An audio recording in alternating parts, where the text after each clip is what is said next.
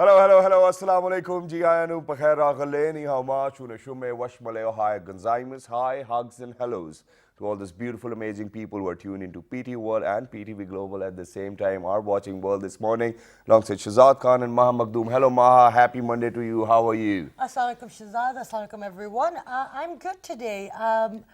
Obviously, we have to be, things are a bit stressed, like people are, focusing on different things, but I am focusing on myself these days.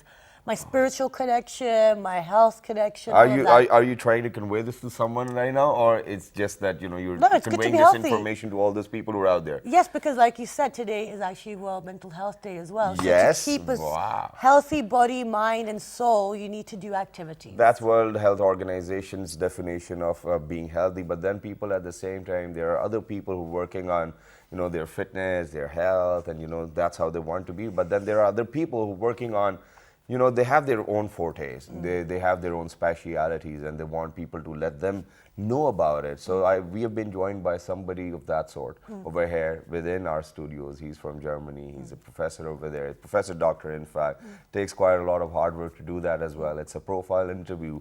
And we're going to ask him different questions about why did he actually think that this is what he's going to do. Exactly, and the thing is, the topic that we're discussing is very important, it's very relevant because obviously we're living in the Islamic Republic of Pakistan. We are, majority of the people within this country are Musliman, and also people abroad. There's 1 billion Muslims in the world, and it's very important, it's imperative that people understand, the religion or that kind of way of lifestyle, because there's a lot of confusion. There's a lot of negative associations with the religion because of the media, because of the fact that we haven't really played our roles in having a counter narrative which is consistent and solid. Beautifully said, and that's why I wanted to ask you, Yes. first of all, that being in England, living over there, almost your majority of your life. Majority, How yes. was it to be a Muslim over there, and how confused were you in all of those narratives? Actually, to be honest, the least confusing thing that I found was the religion. Because with British or English and in Pakistani culture, you're kind of trying to find the balance. But with religion, I found it's very straight. It gives you your rights, it gives you your power, it gives you a standing within the world and not just a society. So I found it less confusing to be a Muslim than I did to be a British Pakistani. I found that more complicated. Okay, so then one last thing before we move on to our fabulous guest over Yes. here today, ladies and gentlemen, and that is, so whenever an Islamic teaching approaches you from a teacher or a professor or from a preacher, which one would you opt for? I would not opt for That's a either. difficult question. No, I wouldn't opt for either. I would go towards a scholar or the more educated person, and then I'd do my own research, because that's what Islam is about. It's about connecting and finding out. But at the end of the day, the gentleman we've been joined with, who's spent his life working on Islam and the West and the fact what is happening as well, even within our countries as well. Yes. So let's introduce you our guest, because we have Let's a lot do to it. discuss. Very So we well have been played. joined by Professor Dr. Jamal Malik. He is the chair of the Muslim Cultural and Religious History at the University of Erfurt, Germany, and he's also the head of the Department of the Religious Studies there. Assalamu alaikum, good morning. Thank you so much for joining us. And you've written 1, 2, 3, 4, 5, 6, 7, 8 books. Well, in English language. Yes, in English, 8. So 8 in English, and we're in English medium today, so it's perfect. Welcome to the show. Thank Thank you you very so much much for joining indeed. us. Thank you very much. Very big topic, subject to approach, but tell us a little bit about yourself before, so our viewers can... Right. You want to go into my biography? Yeah, exactly. How did you get into Right. Erfurt, Germany, university? Well, that was pretty late. First of all, I ended up in Germany when I was quite young, right? My parents, it was not a labor migration. My father was affiliated to the Foreign Office and so on. So I went through all the German education system, kindergarten, primary school, and so on and so on. And did my, university education. I did my MA, writing a thesis on the Khaksar movement, right? Okay. Over there in Bonn. Then I pursued my PhD in the South Asian Institute in Heidelberg. And I wrote a thesis on the madrasas in Pakistan. That was in the 80s. It was the Al-Haq's era, and I spent quite some time with the Maulanas at their feet, as it were. And Yes, and this was the first book, the PhD, focusing on Islam in South Asia. So why did you pick that? Because I think that's Right. Being in Okay. Germany all your Yeah. life, picking up such a topic. Yes, absolutely. And you should know I was one of the first. Obviously, there was no Muslim peer group. There were no kind of Muslim migrants Yeah. and so on. Yeah, but it was most probably it was a teacher. In high school, history lesson, and he said, "Yes, we are going to learn something about Islam." And of course, the class was all white, and I was the only, color. Slightly brown. And then he pointed to me and said, "Oh, we have one Muslim with us. Well, let's hear him." And to be honest, I had no idea about Islam. No, I was 17, 18. Where should I know about Islam? The only thing I knew was to how to pray, and a few verses of Quran and so on. So that made me, think of, yes, there is something, I should know about my background and so on and so on. And this was the initial kind of a thing that made me interested into Islam, Islamic studies. Okay. And then of course you need other people who support that. And my father was very supportive in that, matter. And a couple of other professors were very important. And eventually, I did my first work, the master's thesis on Mashraqi, Allama Mashraqi, right? That was a very important figure for me, some sort of a father figure, right, if you want so. right. Amazing. Okay, that's amazing. No, okay, so that was your kind of trigger or push into Right. Islamic studies, and now you're, the chair of the Muslim and Cultural Religious Studies and the head of the Religious Studies Department. Now, you've also written, extensively on the West and Islam, and obviously living there as well. So, what is your? I mean, obviously from 9/11. From the 80s, a lot changed. From the 90s to 2000, a lot changed. So what is the situation right now, especially with the current global situation, Islam in the West? Because there's a lot of still conversation that it does, especially with the American politics these days, that it doesn't mix, it's a different kind of lifestyle, it's a different ideology. The two can't get on. What is your opinion on this? And they even call us mud people too. Yes, you see, I think to some extent this is right. That people wouldn't like to mix with each other. Right. They keep to endogamy, as it were, and Muslims have their reservations in getting on with non-Muslims. Okay. They have this whole discourse of nijasat and taharat and halal and haram and so on, which you have to take into account. This is of course identity giving for the Muslims in a certain particular migrational context. Right. I understand that. But then on the other hand, it is very important if you migrate to somewhere, if you're willing to migrate, it's not a forced migration, then you should, try to sort of integrate yourself in that particular context. Okay, London. so I would, this is going to, I feel like it's a very interesting conversation. So the statement that you've made that, there is a bit of a problem in integrating or kind of mixing. First of all, why do you think that is? And then I'll ask the second question. Why do you think that, you said halal, haram, but they're willing to move?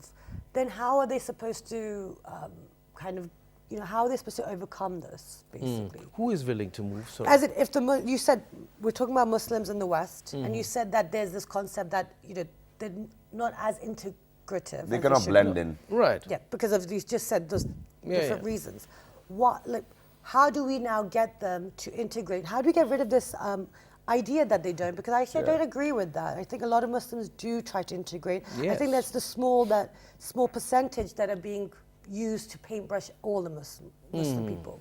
Well, I don't share this. Yeah. Situation in Germany, most probably also in Britain and in France particularly, is different. Right. You have, the major migrational group or the groups. They do have problems in integration, whether it has to do with Islam or ethnicity or language and so on. And the problems go back to, of course, educational issues, criminality, what's that, profession, and so on and so on. And these people are dealt as a one monolithic minority, which of course is a problematic issue. All right. You see, 20, 30 years ago, we didn't talk about Islamic migrants. There was no Muslim migrants. No. People are talking about the Pakistanis, Indians, Turkish, French, and so on and so on. Not French, Algerians.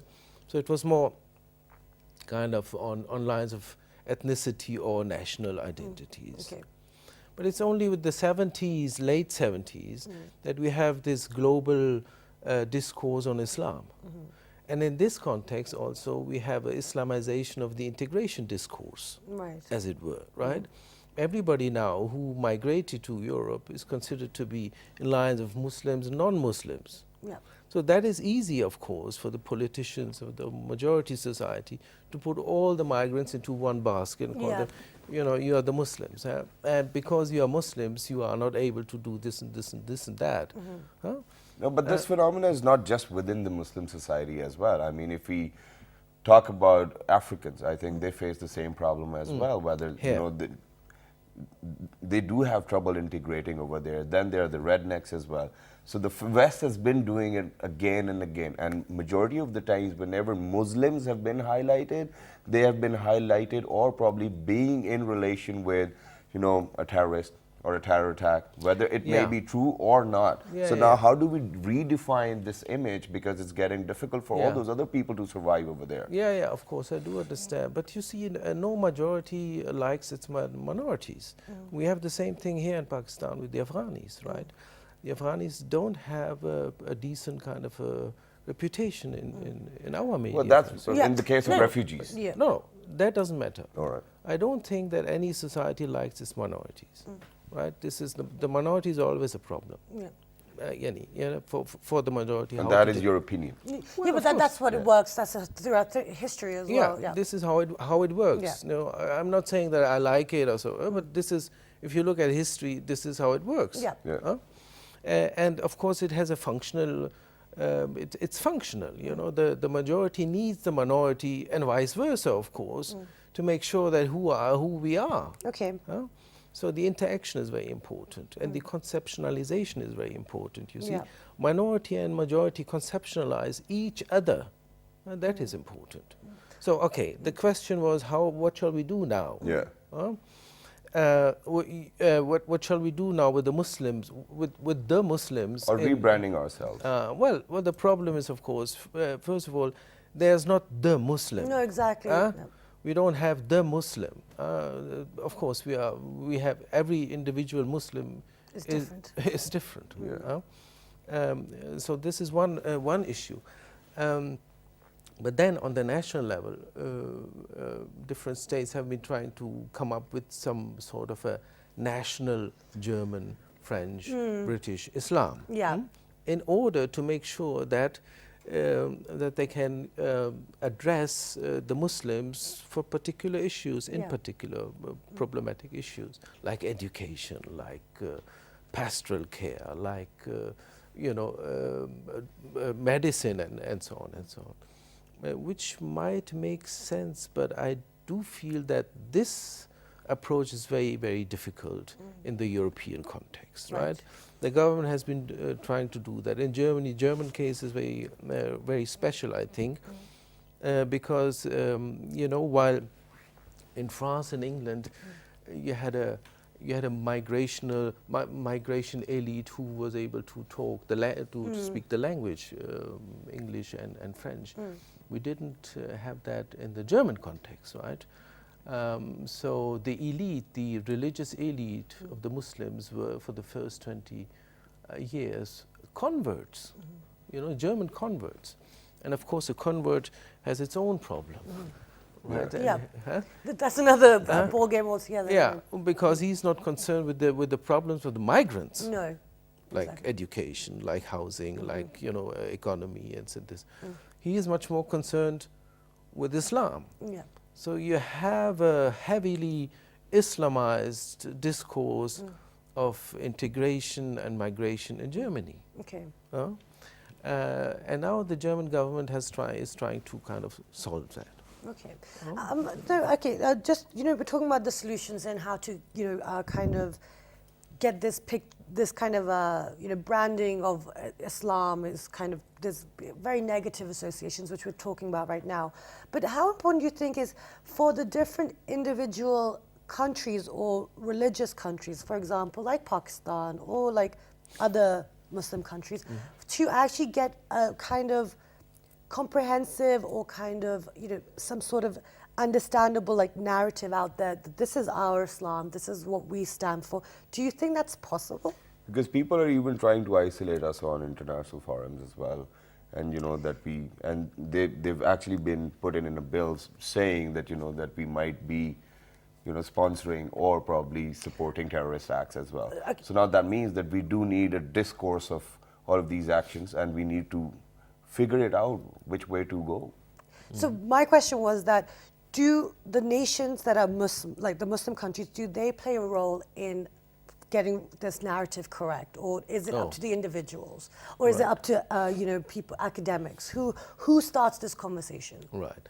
I think everybody is involved, right? The academicians, they have their own role to play, but also the nations and those who are integrated, who have been migrating, because there are severe links between the migrational groups and the home countries through remittances, through marriages and so on and so on. So there's a link. Okay.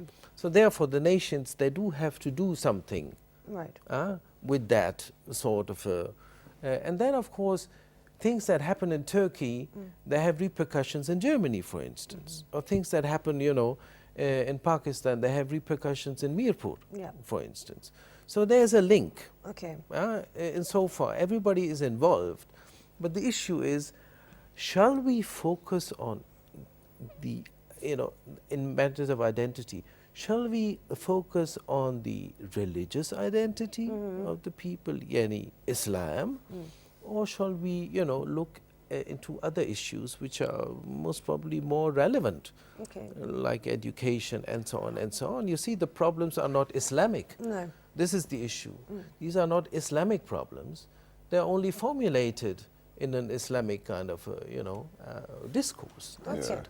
Okay, so now these issues that you're saying, they're not Islamic issues. So what are the issues that, because you've written extensively, I was just looking at on madrasas and the importance of having it a bit more secular. Is that correct? Well, what should we be doing? Because you wrote it in the 80s, we still have this situation in 2016.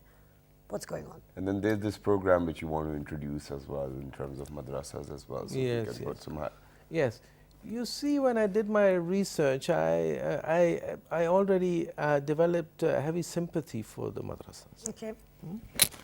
And I think this is a part that has been highly neglected, ostracized, marginalized, by your bureaucracy and by the state elites.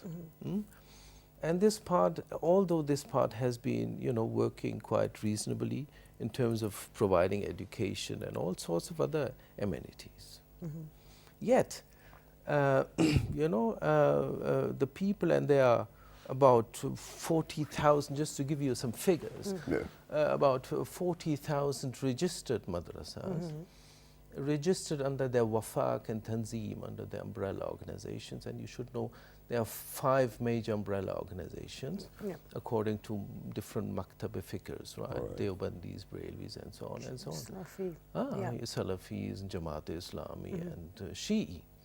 So, and we have more than 2 million students out there in the madrasas, right? So you cannot neglect them. They are part of the society, and the society needs them. Society invites the Maulana when it is, the khatna and somebody pass away, and marriage, and all the rite de passage. Exactly. The Maulana is there. So he's a very important person, right? So we cannot and we should not neglect these people. They're part of our society. And so far, nowadays, also in Europe, most probably also in the United States, they have now realized that we can only have development with religious actors. So they have come up with this new idea of religion as partner, Okay. which is very important. That's a good concept, Okay. I think. Right, yeah. So we have to, we is, the scholars. My part is to offer some sort of a academic field in which we can encounter and have some sort of a meaningful cultural encounter, with this part of Pakistan or with this part of Islam or, with this part of the world. Now, since I've been studying the madrasas for the last 30 years, I know, I think I know, I think I know what the problems are, right? I've been knowing the fathers and the grandfathers of those madrasas, of those muhtamims who are heading the madrasas. Okay. Can we please just very quickly share all of those problems as well and the solutions to them? We have, before we wrap we up? want to make sure we cover all the Right. Yeah. Okay. Well, the problem that we have in Pakistan, of course, you have all these different groups, and they kind of keep contesting each other. They kind of, there's this sort Sense of competition. yeah, all that. But basically, and I think there's lots of potential in the Islamic discourse itself to come up with some sort of a pluralistic ideas, so that people, are able to negotiate and renegotiate matters which are of their concern. And I think it is very important to look into the Islamic tradition itself, and this is precisely what the project is all about, right? Not only to impose some Western ideas, I don't think that works, but to make the students and the teachers feel that yes, this has been read by us, by our forefathers, and that should be revised and revived, in fact. And I think that will probably make us let go of all the majority problems we But face I think these also days. another thing is I just wanted to highlight within these madrasas, they can be very useful and they are part of the society. But you need to make sure that the people who are teaching, they have that education background. Absolutely. They need to have the information. And they are scholars. Absolutely. Yeah. Yes. That's Okay, what it is. Yeah. great, wonderful. Is there any last words you'd like to share with our viewers? I'm so sorry we run out of time. Well, yes. Well, I wish that that we come up with some sort of a integration, not only of the Muslims in Europe, but also of the Muslims in Pakistan themselves. You see, I feel there's this huge abyss between those who run madrasas and so on, and those who are here and lovelily talking with me. Okay, great. Thank you so much for your Thank you very time. much. Thank you. Thank you. So, guys, we're discussing about Islam and its concept within the West, and we're talking about Professor Dr. Jamal Malik's work. So I hope you guys enjoyed it, and when you come back, we're going to be observing World Mental Health Day, so do stay tuned. Good morning. Thank you very much. Thank you.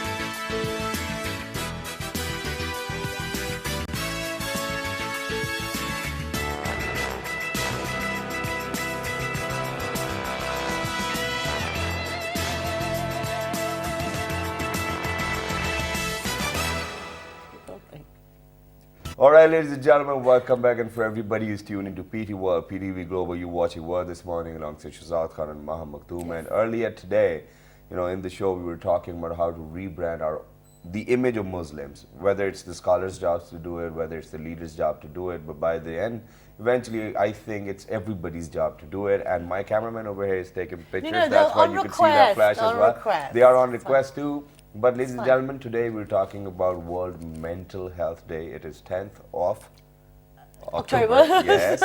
And it's World Mental Health Day. It's 8th of Muharram al-Haram as well. And on the 9th and 10th of Muharram, we've got some special programs coming your way as well. Exactly. And in regards to the first half, the reason we're talking about it, because it is a lot of stress for a lot of people, especially if you're living abroad.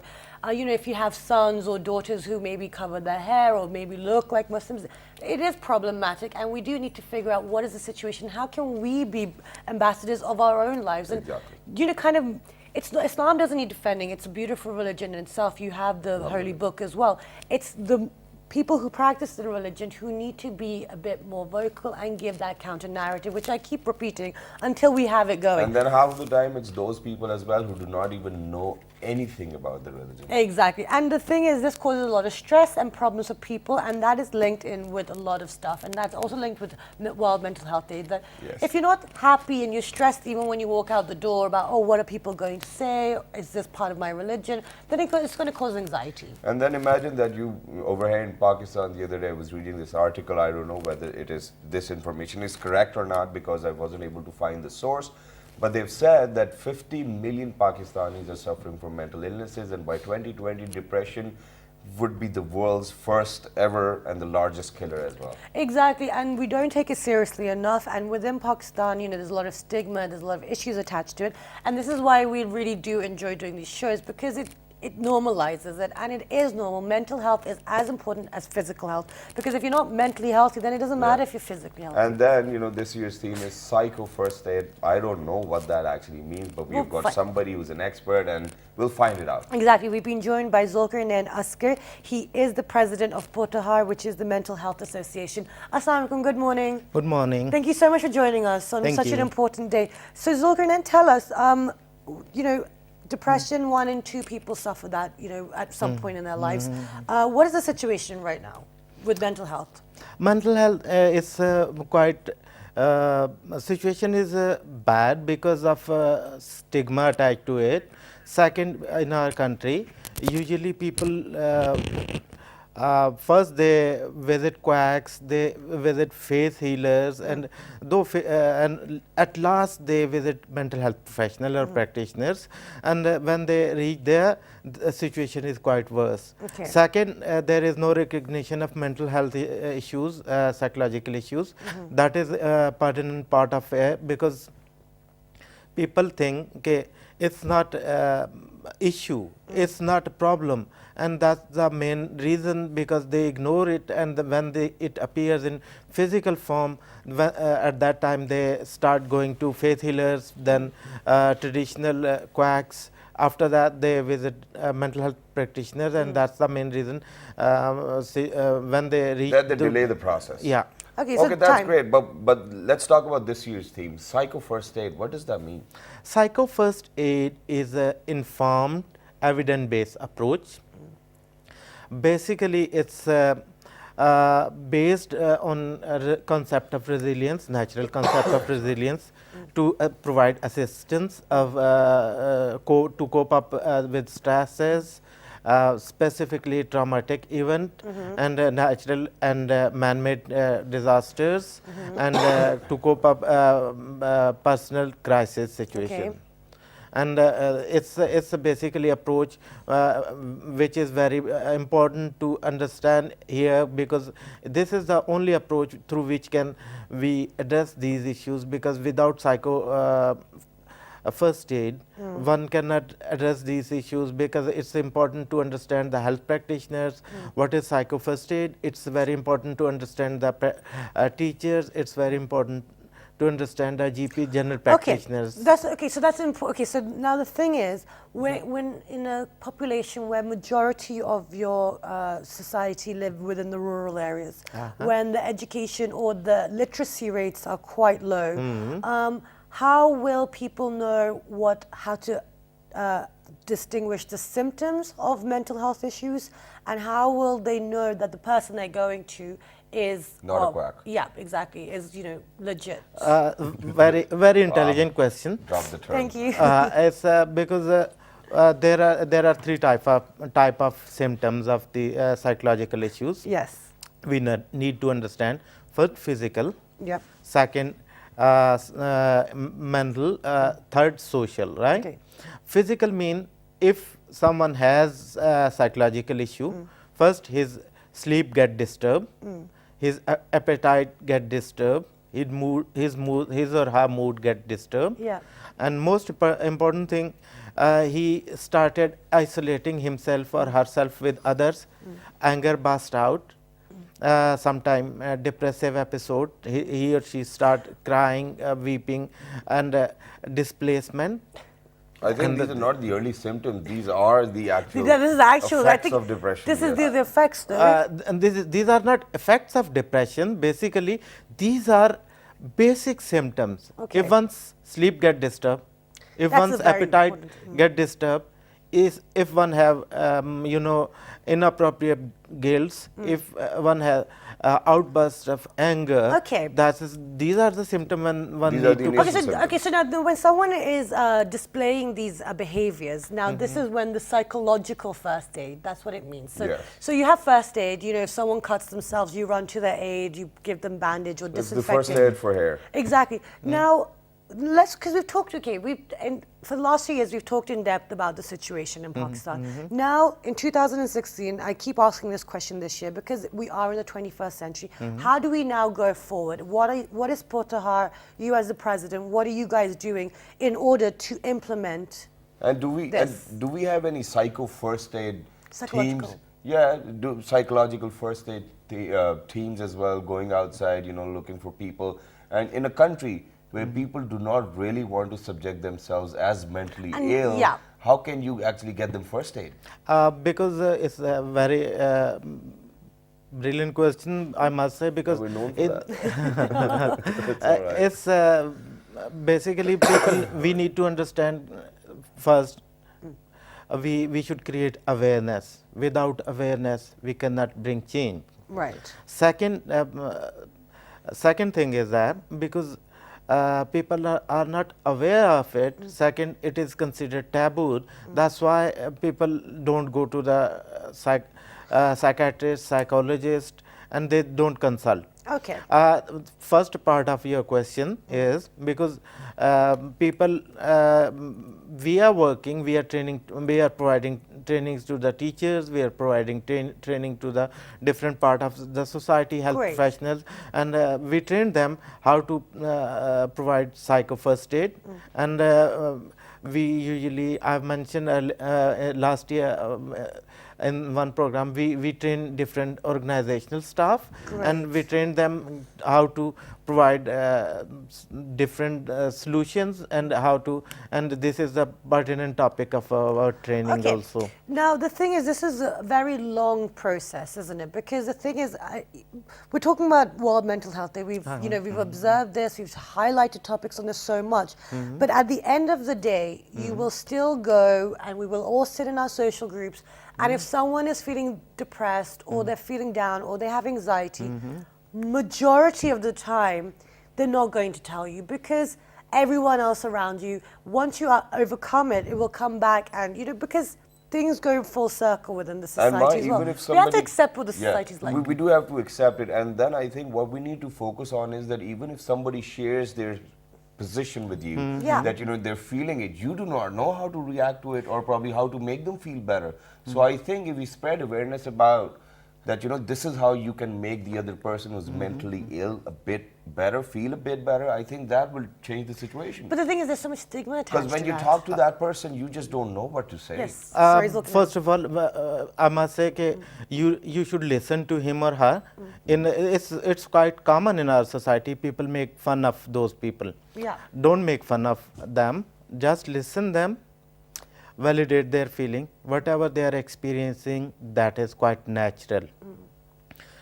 Second thing is, you should provide them assistance and tell them that you are feeling low, that is quite natural. Sometimes every person feel low, but you should consult a doctor. There is a situation if after post traumatic stress one experience those symptoms more than 45 days, that means he or she should consult a psychiatrist or mental health practitioners.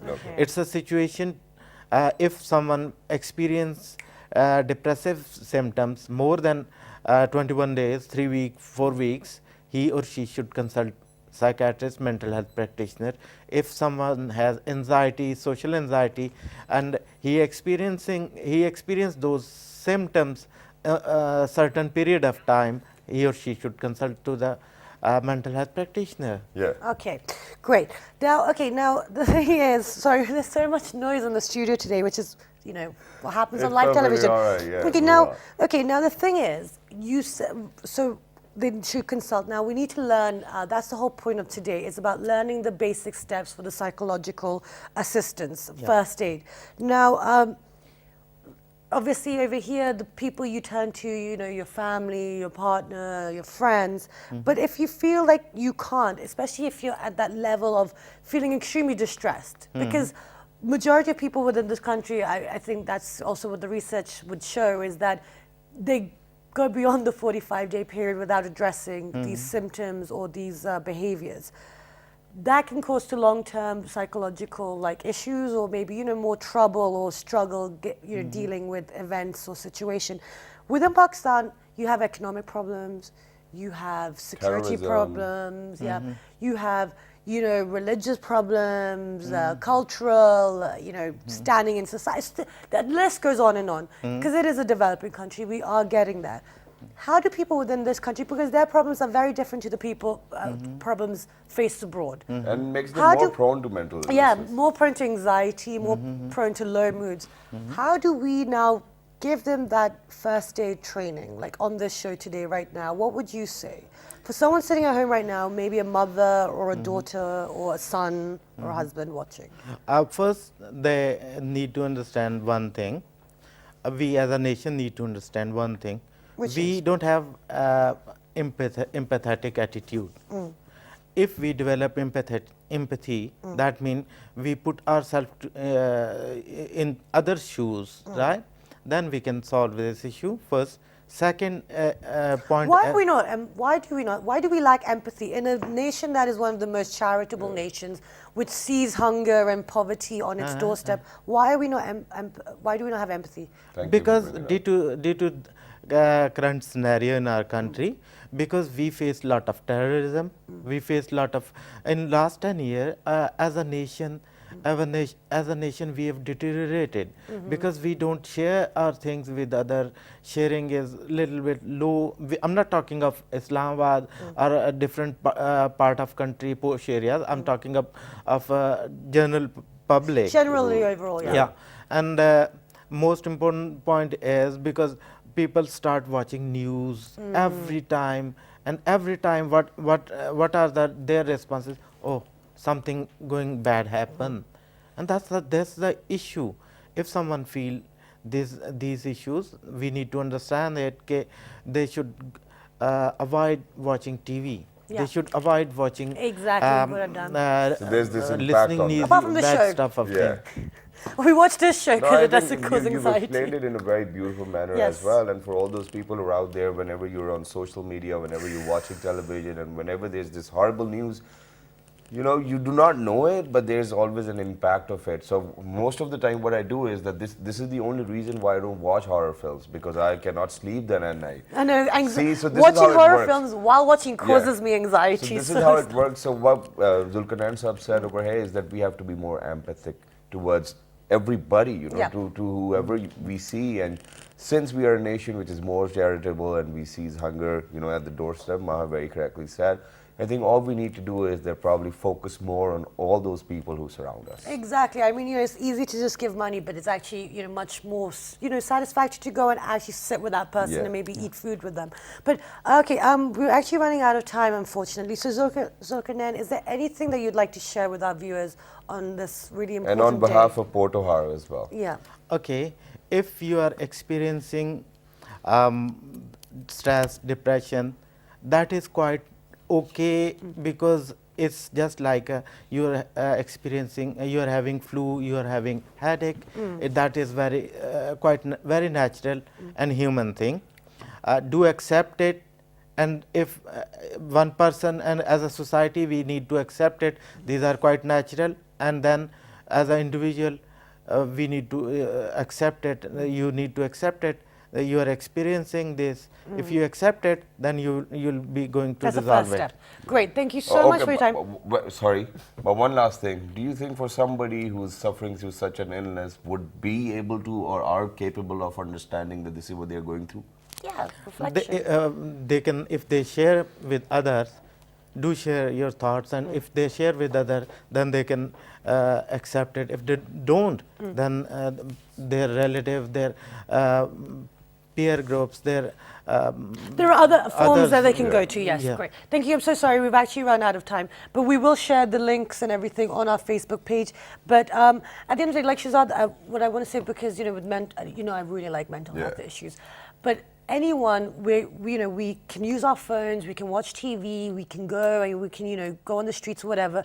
You can self-reflect and you can see a behavioral change within yourself. I mean, you can't be that ignorant on your own behavior and personality and character. So anyone who has, 2, 3, 4 brain cells can figure out, okay, I'm in a bit of a weird mood, address it, and then take the relevant steps. Very, very wisely said. And on this day, the only thing which I would love to say is that for all those people who are still in a denial mode, please make sure that, for all those people who think that somebody is in a denial mode, please make sure that you make him aware of the fact on this day especially that please, probably, even if you think that this is not happening, but let's just go to an expert and get it checked. Exactly. Please just convince them and they'll get better and the entire family gets better. Exactly, because one person, if their mood is off, spoils it for everyone. We've all been through that. So with that, you log on to our Facebook fan page. Which is with the name of World This Morning. Our Twitter page. World This Morning without a G. Our Daily Motion and YouTube page. World This Morning once again. And the 5 repeat is past that? 11 p.m. Have a wonderful day, and we will see you bright and early for our special recordings tomorrow.